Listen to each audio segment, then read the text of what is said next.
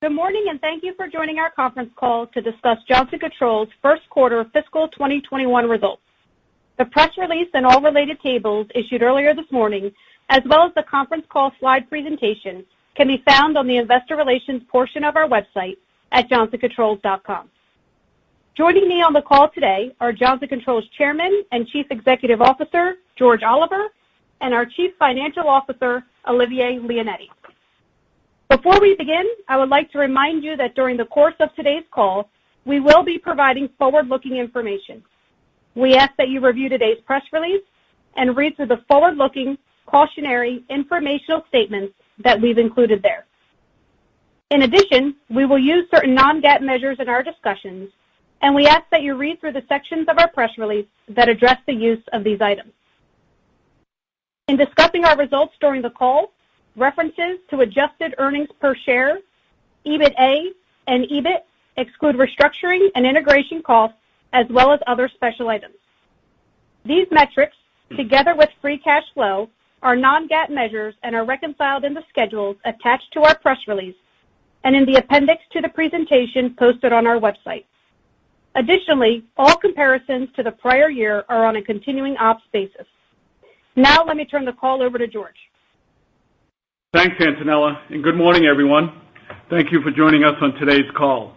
Hopefully the new year is treating you well so far. I will start with a brief strategic update and summary of our Q1 results. Olivier will provide a more detailed review of those results and update you on our forward outlook, and we'll have plenty of time to take your questions. Let's get started on slide 3. We are off to a strong start in the first quarter with solid financial performance and accelerating momentum on all of our strategic initiatives.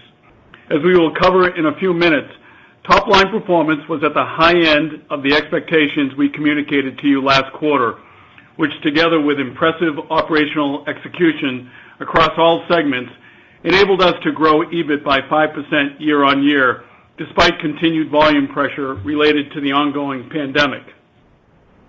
Although the promise of a vaccine is sparking modest optimism in several of our end markets, many of which continue to show improving sequential demand, there are still many regions of the world facing second and third waves with varying degrees of lockdowns and restrictions. With that being the case, we have remained focused on the commitments we made to our employees, customers, and suppliers. Our teams have come together to achieve truly extraordinary things, improving the fundamentals of our businesses and executing our overall strategy. During the quarter, we were honored to receive recognition from several organizations. Additionally, as you may have seen in a separate press release issued earlier this morning, we announced an ambitious set of new ESG commitments, reinforcing sustainability as a top priority in our leadership role in climate change. Lastly, we continued to gain traction on several of our core growth initiatives, which we have been discussing with you over the last couple of quarters. Scaling OpenBlue, driving higher service attachment rates and sales growth, and accelerating new product introductions. Please turn to slide 4. There has been a tremendous amount of engagement at Johnson Controls over the last several months, both with our teams internally as well as with our customers and partners. In early December, we announced an exciting partnership agreement with Microsoft as part of our global collaboration to build a comprehensive digital twin platform that supports the entire ecosystem of a building. OpenBlue digital twin technology is transforming how buildings are conceived, built, and operated, enabling the creation of digital replicas of physical spaces, systems, processes, and people. The next 4 on the page reflect the incredible efforts and leadership by countless individuals across various businesses and functions throughout the organization. I want to congratulate our colleagues across the company as it underscores the commitment to excellence we have been driving towards over the last few years. Additionally, I am honored to have been selected to serve as the chair of the Energy and Environment Committee on the Business Roundtable. I look forward to working with my colleagues and to having an opportunity to influence the nation's policies toward addressing climate change, the most significant challenge facing the planet today. On slide 5, I would like to highlight the ambitious set of new ESG commitments we announced this morning. Sustainability is at the center of our vision for a healthy world and is integrated into our culture and values. Now with our Open Blue platform, the value creation we provide to our customers is directly linked to ESG. In terms of our new environmental commitments, we are setting a goal through our science-based targets which enable us to achieve net zero carbon emissions before 2040, which is 10 years earlier than required by the UN Framework Convention on Climate Change's goal to cap global warming by 1.5 degrees Celsius by 2050. Additionally, we will direct 75% of our R&D investment on new product development to products and solutions that address climate needs. On the social and governance side, we intend to double the representation of women and minorities in management roles by 2025. And finally, in terms of new commitments beginning in fiscal 2021, we are including sustainability and diversity goals in senior leaders' performance assessments and linking those directly to executive compensation to ensure accountability. Turning to slide 6 for an update on Open Blue. The rollout of Open Blue is going very well, and we remain encouraged by the high level of engagement we are seeing with customers and partners. We launched 7 new offerings this quarter, the most significant of which is Open Blue Healthy Buildings, the industry's most comprehensive suite of connected solutions. This particular launch leverages the strength of our core capabilities, which together with data-driven AI technologies enables our customers to transform how people interact with their buildings, create intelligent, safe, dynamic environments, achieve their own green building goals, and maximize return on investment with shorter paybacks. By combining these solutions, we create a holistic menu of offerings that prevent customers from having to choose between efficiency and sustainability. We now have 27 offerings available that solve for unique customer problems and serve a new market opportunity, which we size at $10 to $15 billion and is growing at a double-digit CAGR over at least the next 5 years. We are ideally positioned with technologies and solutions that accelerate the transformation and reinvention of healthy buildings, which is directly aligned with the priorities of the incoming U.S. administration. Our pipeline continues to build, and momentum with key partners like Microsoft, Accenture, and Salesforce is gaining steam. Turning to service on slide 7. Service is an incredibly attractive business that is showing momentum, with profitability that is 2 times the company average. We are fully deploying resources to enhance our service offerings and leveraging the power of Open Blue to drive mid-single-digit plus organic growth on an annual basis, improve attachment rates and revenue per user, as well as reduce attrition. Turning to new products on slide 8. As most of you know, we have been engaged in a significant amount of reinvestment in new product development over the last several years. Our engineering and R&D efforts have been aimed at reinvigorating our core product portfolio, ensuring new technologies are connected and future-ready, while designing cost out of equipment and helping our customers reach their sustainability goals.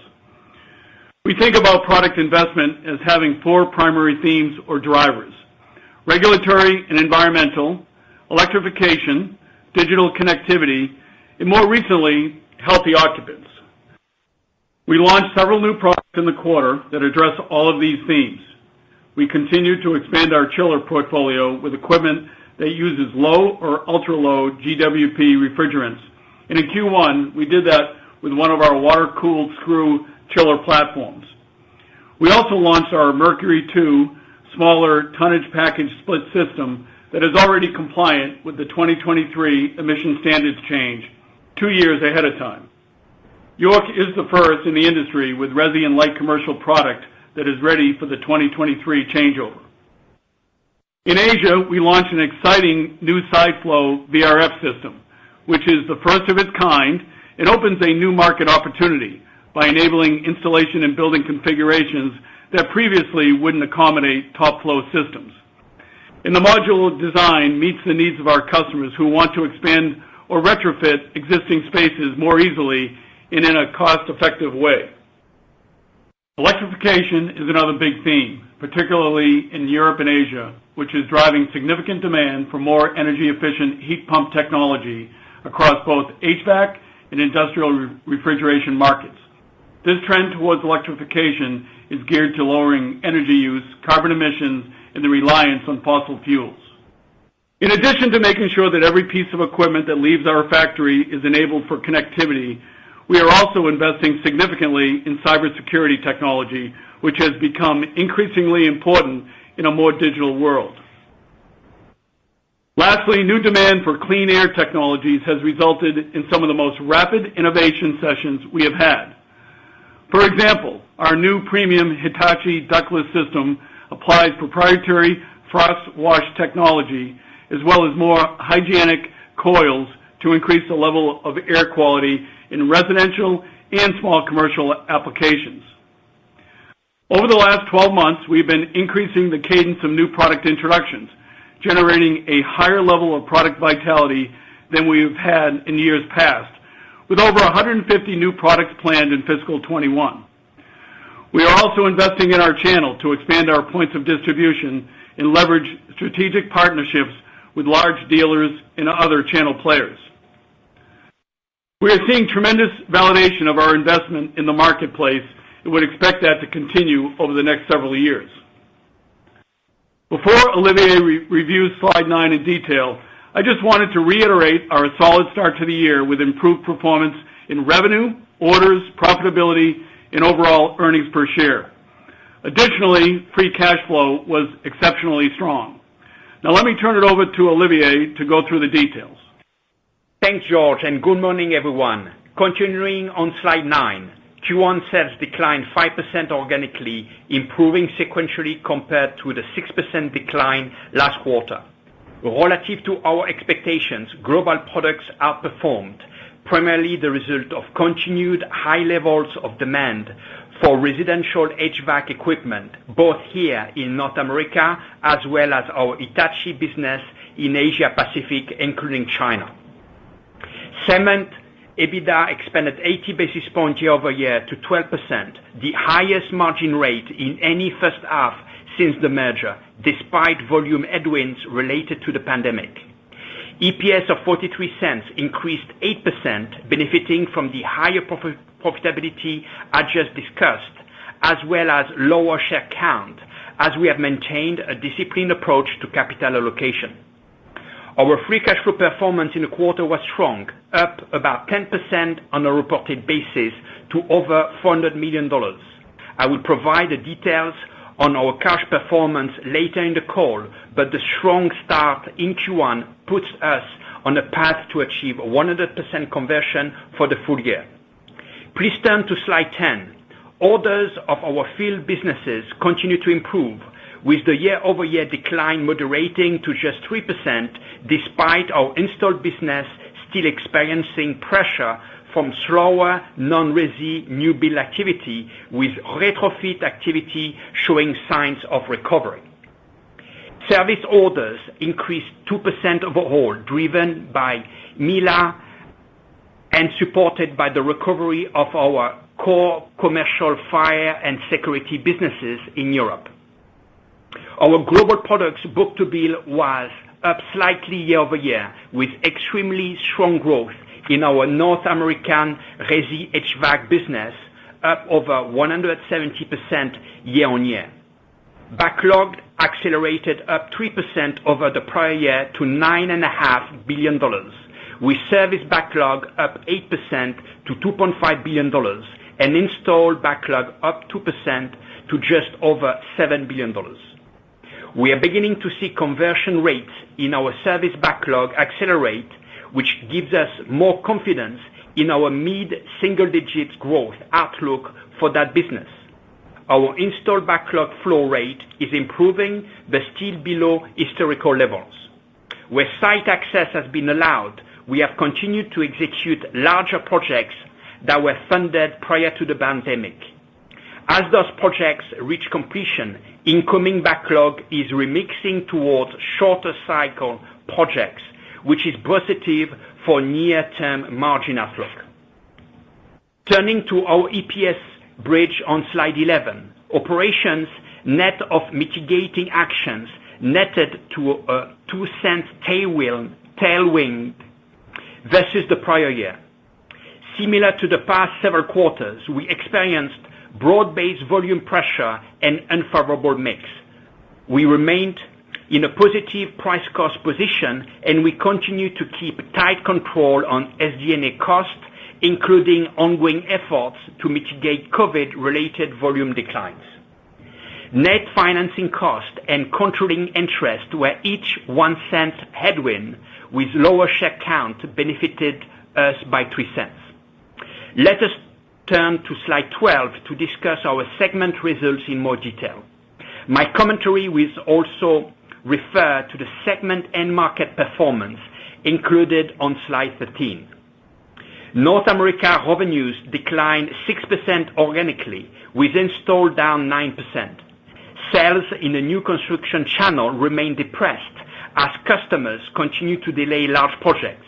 And although retrofit activity was still down year over year in Q1 due to the drop in orders we experienced last year, we would expect this part of our install business to inflect over the next 2 quarters.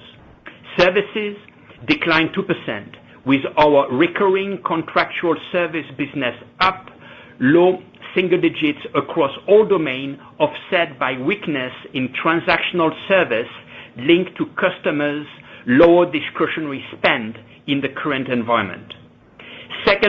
Segment margin increased 50 basis points year over year to 12.5%, primarily reflecting strong gross margin performance up 90 basis points. Continued cost mitigation efforts and favorable mix also benefited us in Q1. Orders in North America declined 7%, improving slightly on a sequential basis, but impacted by significant declines in our federal government business. Persistent softness related to managing the pandemic was exacerbated by the disruption due to change in the administration. Backlog of $5.9 billion increased 1% year over year. EMEA revenues declined 5%, with install down 11% and services flat. By geography, we saw continued challenges across our major regions, with most geographies back under significant restrictions or full lockdown due to the spike in COVID cases in the second half of the quarter. Europe declined low single digits, while the Middle East saw significant pressure, down high teens against this quarter, with continued weakness in HVAC business. Latin America was down low double digits. EBITDA margins rebounded, expanding 80 basis points from the prior year as favorable mix, cost mitigation efforts, and better fixed cost absorption more than offset the volume deleverage. Orders in EMEA grew 2% in the quarter, and backlog of $1.8 billion was up 5% year over year. APAC revenue were down 6%, with install down 11% and service up 1%. Sales in China turned positive, growing 2%, while other geographies throughout the APAC region have deteriorated modestly since last quarter due to renewed lockdowns and restrictions related to COVID-19 in areas like India, Southeast Asia, and parts of the Pacific. That said, continued strength in China, an healthy backlog, stronger service activity, and easy comps should allow us to post solid revenue growth over the next couple of quarters, with more modest growth in orders. EBITDA margins improved 140 basis points year over year to 12.8% as favorable mix and the benefit of mitigation actions more than offset the volume decline. Orders declined 1% in Q1 despite China orders growing 60% as renewed lockdowns and restrictions in several other key geographies offset. Backlog of $1.8 billion grew 12% year over year. Moving to global products, Revenue declined 2% on an organic basis in the quarter, better sequentially with continued outperformance from our residential HVAC and security businesses. North America Resi HVAC grew 46% in the quarter as the market continues its sharp recovery, and we continue to gain share as a result of expanding our points of distribution and new product launches. We would expect these trends to begin decelerating over the next several months, but sales growth should still be relatively strong. In Asia Pacific, our Resi HVAC business grew 2%, with growth in Taiwan and India more than offsetting a low single-digit decline in Japan. Although not reflected in our revenue growth, our Ensense JV in China grew 30% year-over-year in Q1. On the commercial HVAC side, sales declined at a high single-digit rate as the commercial market remains under pressure, particularly in light commercial unitary. Fire and security products declined low single digits overall, with strong growth in our security business more than offset by continued weakness in commercial fire detection and suppression markets. EBITDA margin expanded 90 basis points year-over-year to 11.9% as positive price cost and the benefit of mitigating cost actions more than offset the volume decline and related absorptions as well as negative mix. Turning to slide 14, corporate expense was down significantly year-over-year to $67 million, benefiting from cost mitigation actions and continuous structural cost reductions. We do expect corporate expense to step up next quarter and throughout the course of the second half as temporary cost reductions begin to reinstate. Given the favorable performance in Q1, we now expect corporate expense to be in the range of $300 to $320 million for the year. Turning to our balance sheet and cash flow on slide 15. Starting with the balance sheet at the top of the page, no significant changes versus the prior period. In the quarter, we repurchased approximately 8 million shares for roughly $350 million. As we have said, the balance sheet remains in very good shape. On cash, we generated $424 million of free cash flow in the quarter, which is truly remarkable performance for a quarter which typically experiences a cash outflow. As a reminder, beginning this year, we moved away from the adjusted free cash flow construct, so this represents true available free cash. Our cash from operations and reported free cash flow last year included a $600 million tax refund as well as $100 million cash outflow related to integration costs. While there were clearly some timing benefits driving the substantial year-over-year increase, with CapEx still in process and ramping back up, underlying operational performance was the primary driver. Now let's turn to slide 16 for our outlook. Although the market remains uncertain, given the solid start to the year and slightly more visibility, our confidence in the outlook for fiscal 21 has increased. In addition to initiating fiscal Q2 guidance, we are also providing formal guidance for the full year. Starting with our full year guidance, we still expect organic revenue growth in the low to mid single digits range, turning slightly positive in Q2 and then ramping significantly in the second half. As I mentioned last quarter, we will continue to manage cost over the course of the year, including the return of costs that were subject to temporary mitigation actions last year, and we look for additional opportunities to streamline some of these costs out on a permanent basis. We have many levers to continue to improve overall profitability through actions focused on gross margin as well as SG&A. This, along with our continued strong execution is expected to result in solid EBITDA margin expansion of 40 to 60 basis points for fiscal 21. Q2 margins are expected to expand by 80 to 100 basis points with continued benefits from cost actions. EPS for the full year will be in the range of $2.45 to $2.55, up 9 to 14% over 2020, which, as you will recall, was up 14%. Q2 EPS will be in the range of 47 to 49 cents. Given our strong cash performance in Q1, we are raising our outlook for free cash flow conversion on the reported basis to approximately 100% for the full year. Overall, continued strong performance in what remains a challenging environment. With that, operator, we can open the line for questions.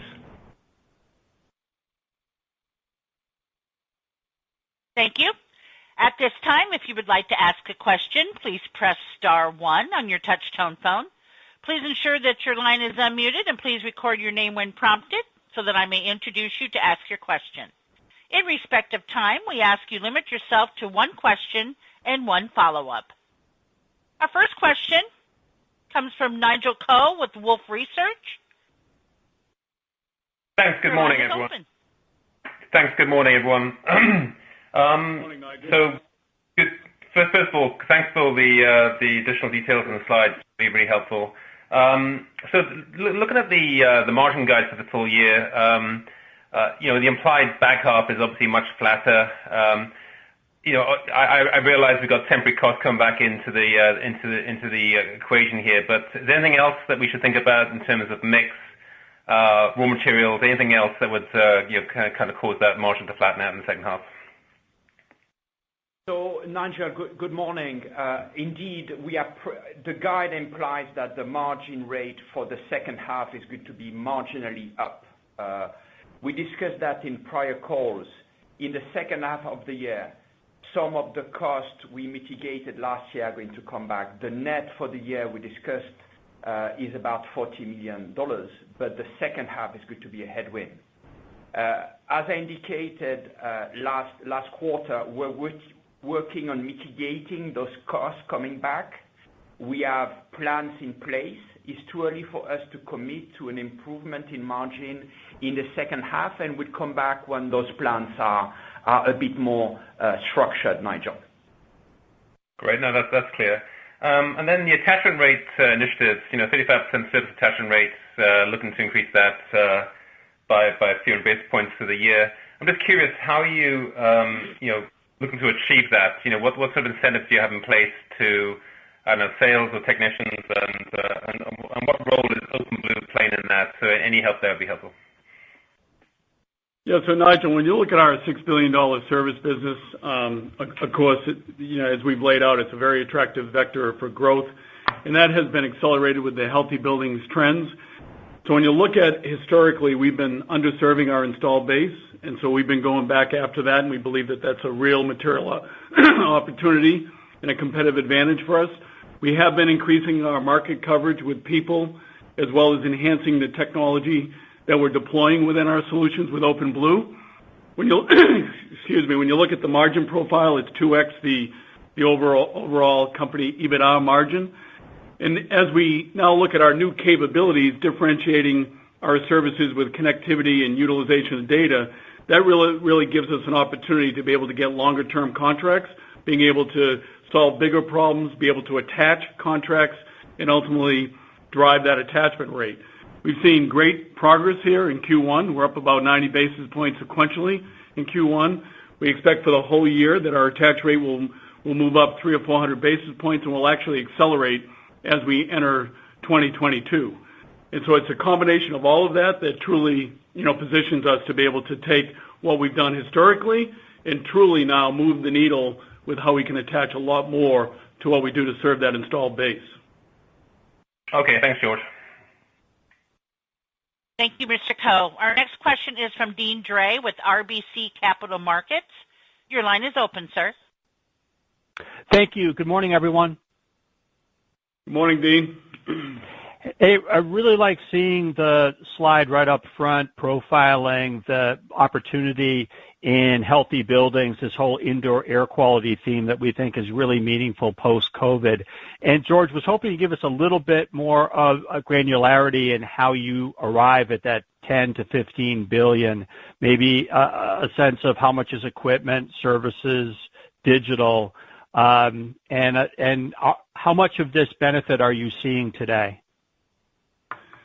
Yes, when you look at what we launched here, Dean, the Open Blue Healthy Buildings, it does represent, our new comprehensive strategy to be able to address both the clean air, which we said was a few $1 billion previously, and then all of what else we do within a building around healthy buildings. And holistically, it's about 10 or 15 $1 billion of new addressable market when you look at it holistically. Now, when you look at across industries, more than half of businesses now have implemented some type of healthy building initiative. Open Blue Healthy Building now addresses this next phase where not only are we driving efficiency, but we're driving health and safety, and we're positioned to be able to then drive sustainability and reduced energy to be able to achieve those outcomes. When you look at what we do, it combines all of our core, it tailors what we do to each individual customer, and now we have about 25 unique solutions or services that, to your point, it takes our products, it takes our service technology, it now takes our data services that we're developing truly now to be able to create these new outcomes. So it's aimed not only at helping customers return to work, but also optimizing their performance of their infrastructure longer term. Not only through efficiency and energy reduction, all which contributes to their sustainability goals. So it's really a combination of all of that allows us to really differentiate what we can do to deliver these type of solutions. Great. And just as a follow-up there, if you had to split the opportunity between, let's say, a one-time windfall of new equipment, higher filtration, and so forth, versus an ongoing service opportunity, the monitoring, the digital side of this, what's the split? How much is pure equipment upgrade versus the ongoing, recurring, connected building opportunity?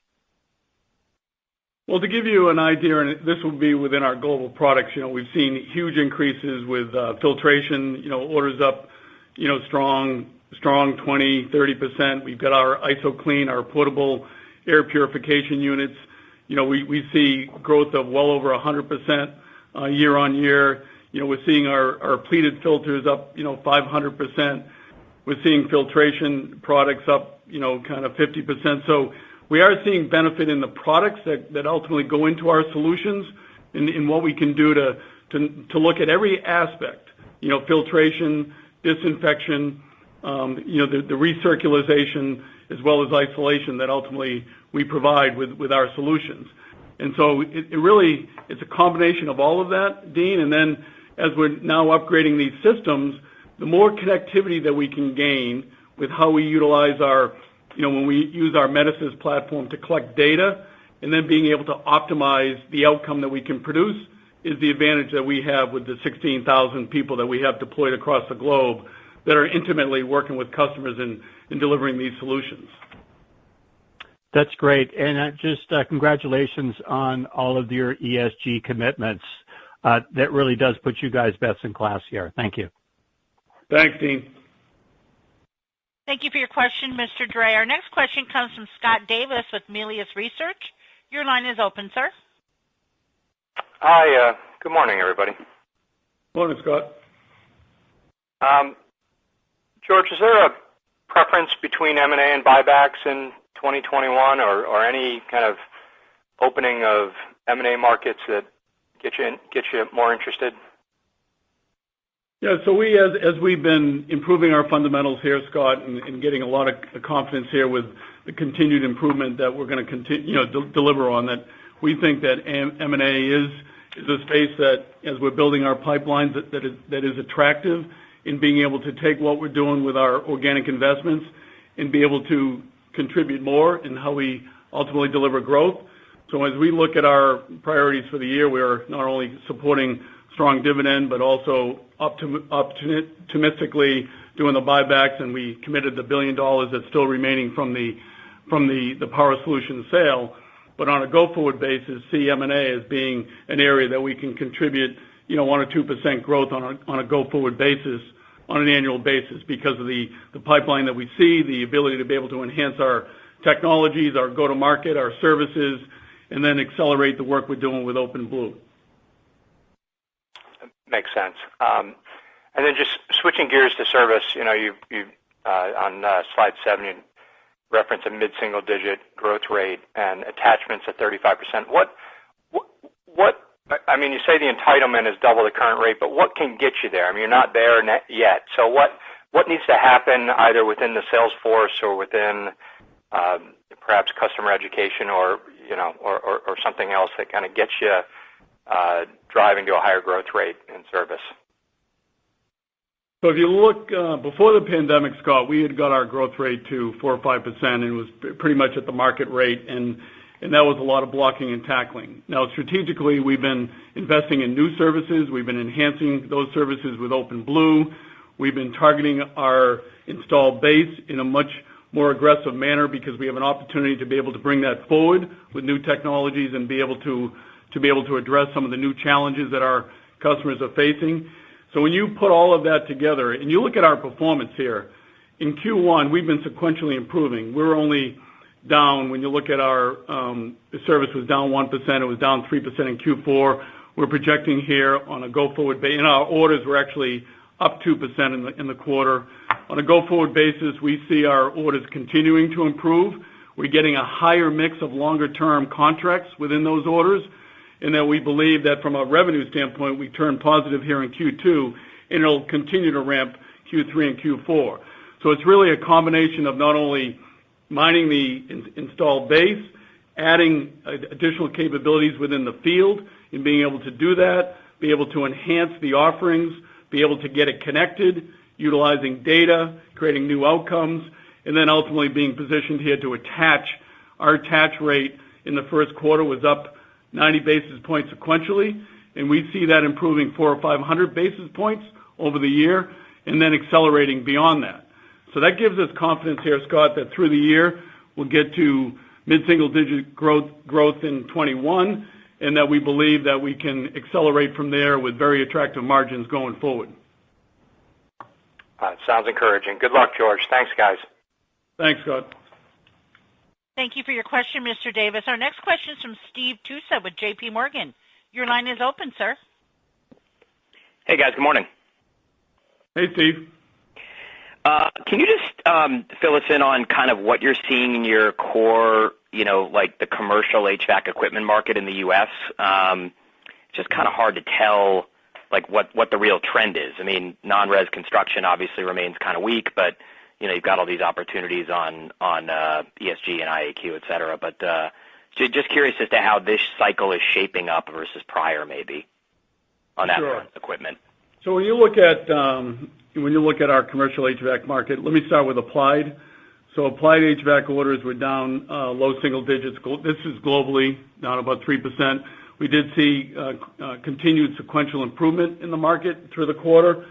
We did see some pressure in North America, and it's purely due to timing of orders as well as some federal business there that got pressured, and again, timing. And then Asia-Pac continues to accelerate. China was up over 20%. When you look at the sales now, following the orders, the sales were down low to mid-single digits globally, about 4%. We did see sequential improvement in North America as well as APAC.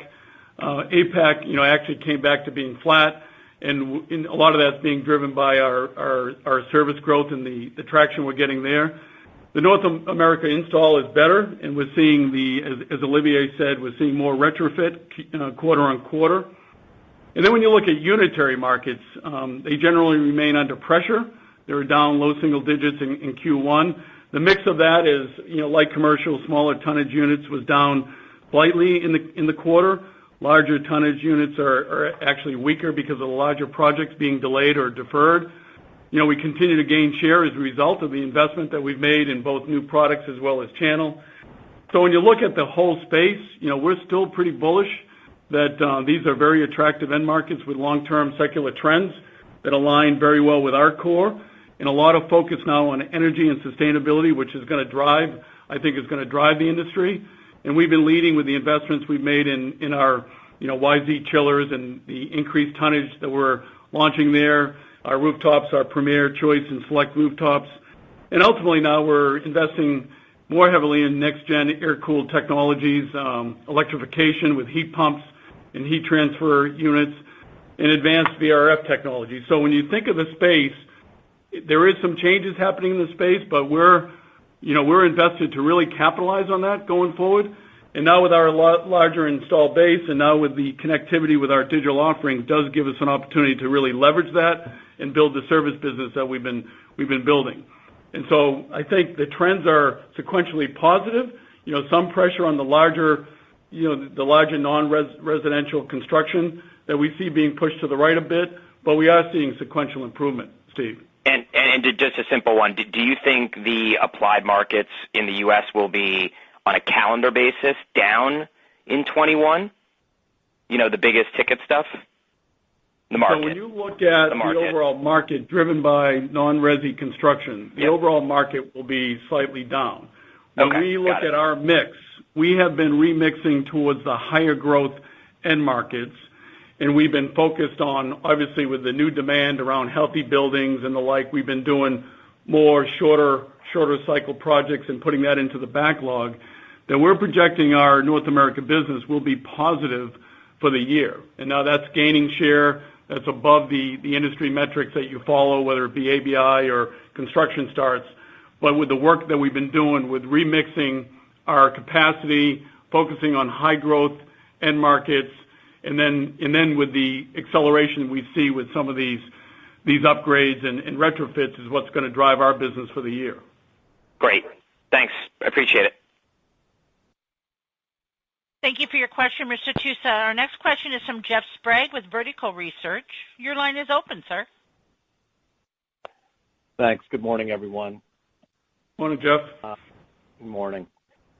Just two unrelated questions. First, back on service attachment, I think you're actually probably being conservative saying 35%, right? Because you're saying like a full service contract. So, but I wonder if you could give us a sense of your aggregate service reach, and it does seem like you believe you can score some early points on this. And so I'm wondering if this is a function of, really ramping up the service activity at customers you're engaged with and you're taking it to kind of a different level, or the service attachment is being driven primarily by kind of attachment on new installations.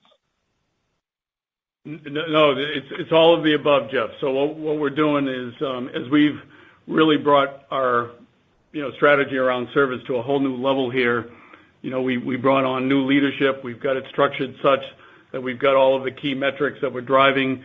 It starts with understanding the installed base, where we are today with the services that we provide. We have significant opportunity to go back into that installed base and bring that forward, and that includes, bringing holistic solutions, being able to get longer-term contracts with how we deploy those solutions, and then ultimately getting a recurring revenue that comes out of that work. And so it's been both. We're not only getting a higher attach with the new projects that we're engineering and deploying and getting a higher attach rate because of the value proposition that we can bring with our OpenBlue capabilities combined with our service capabilities in the field, but at the same time being able to get additional volume by leveraging the installed base and bringing that forward with some of the newer technologies and capabilities. And that all is supported with what we're doing in the field and being able to expand our technicians and the capabilities and capacity that we have in the field to be able to actually deliver the new solutions that we're providing. And so as we look at going forward, we believe that not only do you get a higher attach rate, you get higher revenue per customer because of the connectivity and the data and the solutions that are being provided, which ultimately are going to both contribute to our ability to be able to get our growth rate, get that continuing to increase through the course of the year, and then setting up 2022 very well. And then second unrelated question, probably for Olivier, but I wonder if we could just dig a little bit further on what you're doing on cash flow. It's really encouraging to see the 100% kind of benchmark here now in the target zone. In particular, to me, it seems like there's some huge opportunities in DSOs. I'm sure that's not the only thing you're working on, but can you elaborate on what you are driving, to make this cash flow number work here?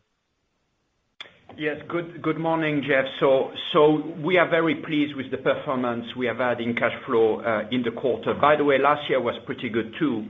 And if you remember, Jeff, during the prior call, we said that we believe we are 100+ free cash flow conversion company.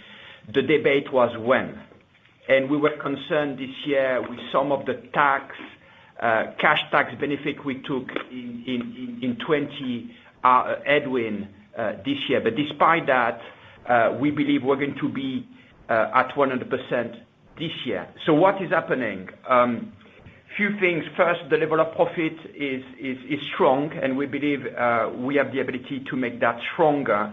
And to your point on working capital, we have a strong discipline happening. To your point, DSO has been trending well. We believe we have further opportunities to improve DSO. And we have today at the top of the house weekly reviews to make sure we keep the momentum on cash flow generation. It's also part of our incentive plan at the level of the enterprise. So all the lines are aligned today, Jeff, to keep performing on cash, we believe. Great. Thank you. I'll pass it on. Thank you for your question, Mr. Sprague. Our next question is from Andy Kaplowitz with Citigroup. Your line is open, sir. Hey, good morning, guys. Good morning. George, last quarter you mentioned you might see a pullback in product-related revenue in Q1, given somewhat of a pent-up snapback that you saw in Q4, but products actually improved in terms of the revenue decline. So obviously some of that improvement looks like it was North American residential, but it seems like fire and security products continue to improve. So can you give us more color on what you're seeing in that category in particular moving forward? Yeah, let me start by, again, I was very pleased with the performance in global products in the quarter with the underlying trends and the overall output we saw. It really is built on the depth and breadth of our product portfolio, which, as we have been reinvesting, is industry leading. We've been gaining share. We've had various new product introductions related to both the core HVAC and fire and security products, as well as now products that are enabling the COVID response and healthy building opportunities. Just quickly, HVAC, we've had the continued tonnage expansion of the YZ chiller platform. We've had the Premier Choice Select rooftops. We've had the York Affinity Series in residential, and as well as additional heat pumps. In controls, we continue to advance our Metasys 11 with continuous upgrades to enhance the capabilities and the better user interfaces. Security, with our Qualsys business, we're now in a leadership position, and we're a leader now in providing smart home solutions. Electronic fire, and that's been very strong. Electronic fire has been more around connectivity, notification, enhanced interfaces, and fire suppression, although we're pressured over the last year or so in the high hazard business. We have continued to advance our sprinkler heads, and we're getting good traction there. So overall, the business recovers nicely. There was some pressure in the non-resi space remained, but when you look at Q1, we definitely saw better than expected performance and it would really be broken down into rest of world residential, which is our JCH business with better performance and a better recovery there and gaining share. And then we saw a stronger sequential improvement pretty much across each one of our product businesses within the quarter.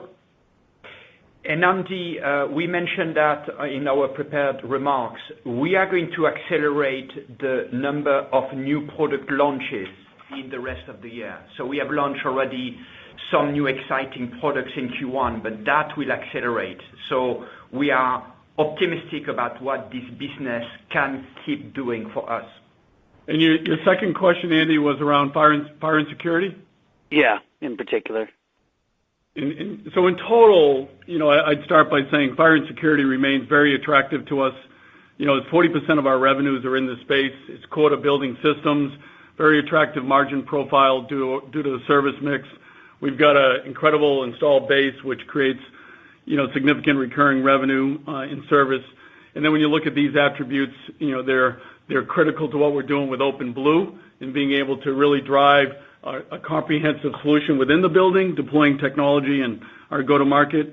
And security now is coming to the forefront because it takes all of what is done in a building and it brings it together interactively, and then being able to then manage the data that gets collected throughout the building. So that's been very important. When you look at the performance, we did moderate the service moderated in Q1. We're only down, roughly about 1%, 1 or 2%. We saw North America recurring service revenue turn positive, and a lot of that was our ability to be able to drive long-term contracts in the fire business.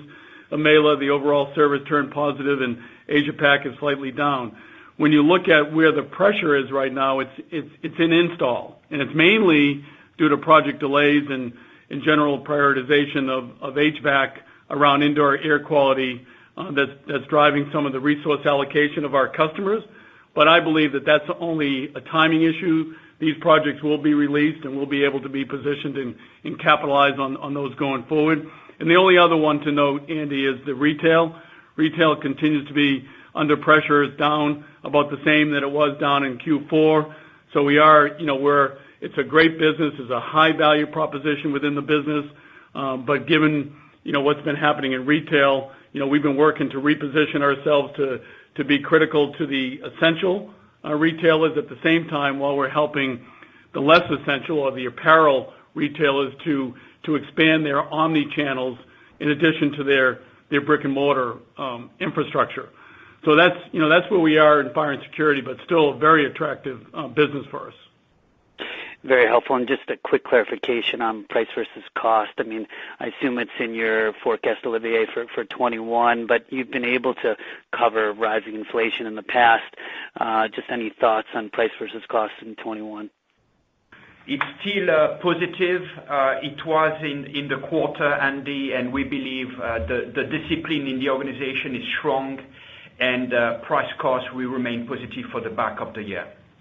And to reinforce that, Andy, we've put in place very strategic pricing over the last couple of years, and we've demonstrated strong performance, being able to net 100 basis points to the top line every year.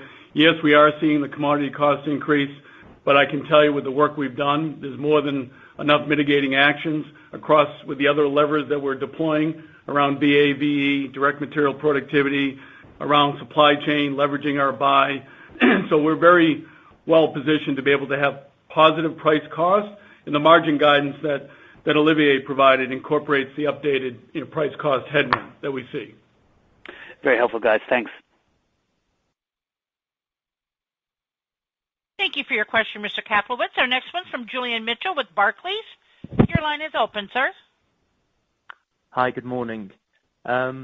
Maybe just the first question around the install outlook. So the orders were down 7% in the quarter. Understood, why there's some weakness in fire and security and so forth in different regions. But maybe help us understand globally, when you think that figure may return to growth, and also what we should expect for install revenues for fiscal 21.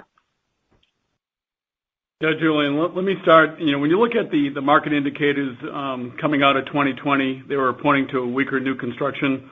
That was ABI and construction starts and the like. And then when you look at the verticals, it's certainly mixed. There's some verticals that still have strong growth, and there's others that are being more challenged. So when you look at new construction starts, it's still under pressure. We are seeing retrofit activity related to healthy buildings and service beginning to pick back up. We do see our install business growing low single digits this year in spite of those metrics, because we've been reallocating our resources to the higher growth verticals, and then being able to now capitalize on the retrofit opportunity that we see both short and long term.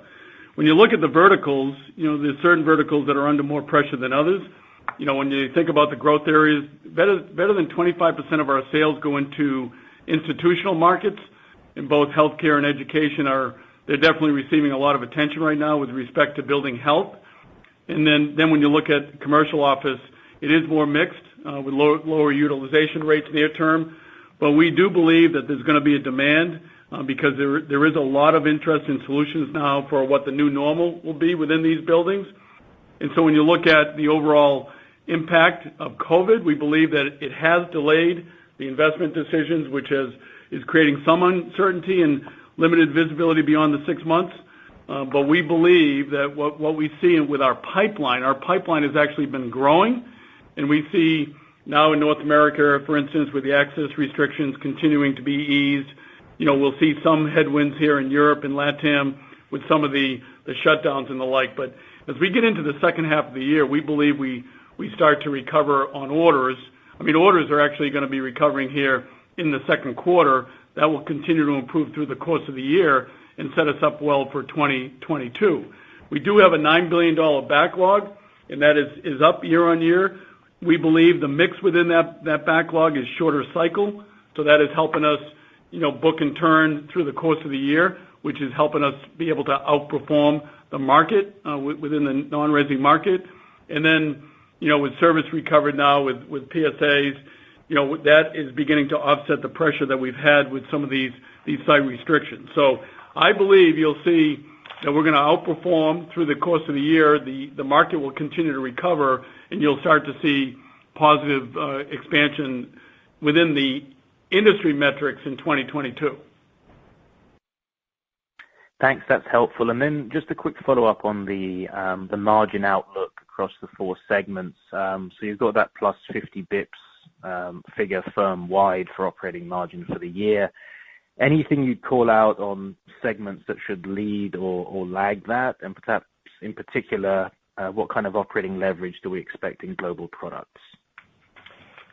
So actually, the margin profile of the business is going to be equally up in the year. If you look at the various regions, the various install services or products, we see margin going up. And we have said before, and let me repeat this, we believe we can increase the margin of the enterprise, EBITDA margin, by about 50 to 60 basis points. We have the ability to be at this level this year, despite the negative impact, obviously, of the pandemic. But we feel good today about our ability to keep improving the profitability of this business, and we are lining up a series of activities to deliver on this promise. Great. Thank you. Thanks, Julian. Thank you for your question, Mr. Mitchell. Our last question will come from Joe Ritchie with Goldman Sachs. Your line is open, sir. Thanks. Good morning, everybody, and thanks for fitting me in. Good morning. So I'm just going to ask one question, and I want to go back to the attachment rates that you're discussing. I guess my question is, when you think about the investments that's needed in order to expand those attachment rates, maybe talk about what's quantification of those investments over the next couple of years, and then specifically around where you're actually taking share. Any discussion around the types of competitors that you expect to start to take some share from as you increase your attachment rates?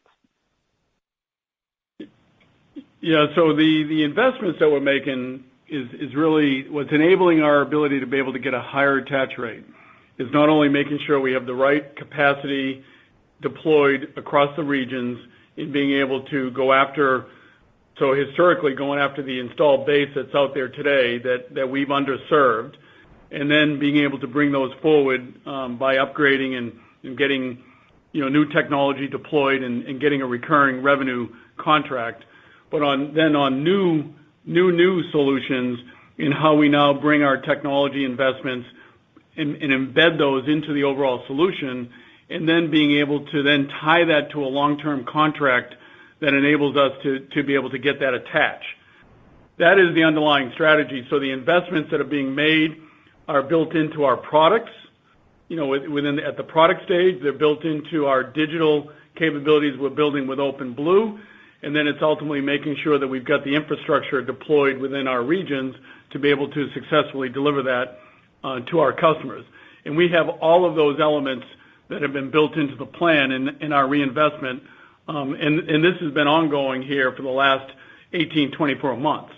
And so we're starting to see the fruits of our labor with the work that we're doing. We're beginning to get the attachment rate on the new projects. We're beginning to get a pickup in service on the installed base, and all of that is leading to not only the higher attach rate, but higher revenue per customer, and ultimately accelerating the overall service growth rate. Joe, just to make it clear, we will deliver on those investments while scaling SG&A as a proportion of revenue. So we do not believe we need to add OpEx as a proportion of revenue to deliver on this service strategic initiative. Yeah, that's helpful. But and then I guess maybe just that second part question about where you're going to be able to take share. Is there any color that you can provide at this point? Well, I'd say when you look at it's in line with our install base where we are strong in each of the verticals. I think you've got a breakdown of the key verticals. It's broad base. The strategy is such that historically, it's been more of a mechanical service that we provided to maintain break and fix, and some of that was done through long-term contracts. The difference now, Joe, is that with the connectivity, with the use of the data, not only can we improve the value proposition or solve problems that customers haven't historically been able to solve, but then being able to do that on a longer-term basis with the connectivity and the use of the data. So it's really across the board on all of our new product installations, whether it be healthcare, education, or industrial, or government, any one of the spaces. I think we are uniquely positioned with our business models, with our performance contracting and some of the business models that historically we've had that has successfully delivered an outcome. We are now embedding our service technologies and capabilities so that we then, with that installed base, we can generate a lot more service with the use of the data that we collect and ultimately deploy. That makes sense, George. Thank you both. Thanks, Joe. And I think we're at the hour here, so let me close. I want to thank everyone again for joining our call this morning. I'm incredibly proud of how our teams continue to execute in what remains a challenging environment. I can tell you I'm extremely pleased with our continued strong performance and the resiliency of our global teams that have just continued to execute across the globe in spite of the pandemic. I hope that you and your families remain safe, and certainly look forward to engaging and speaking with you, many of you, soon. So, operator, that concludes our call today. Thank you so much, sir. Thank you all for participating in today's conference call. You may now disconnect and have a great rest of your day.